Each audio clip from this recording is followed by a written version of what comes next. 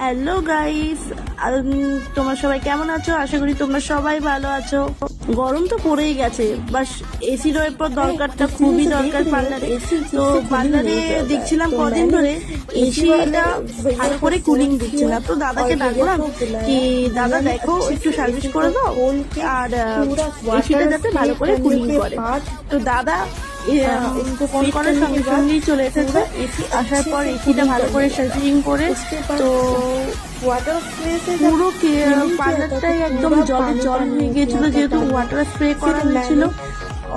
অবশ্যই ক্লিনিংটা খুবই দরকার, এসি হোক পার্লার হোক সবসময়তে ক্লিনিংটা আমি প্রেফার করি কি পার্লারে যাতে একটুকুনো ক্লিন করা। ক্লিনিং না থাকলে তো পার্লারটা যাতে কেমন একটা লাগে, তাই না? আর অবশ্যই হাইজিন মেনটেন করতে হয়, সবকিছুই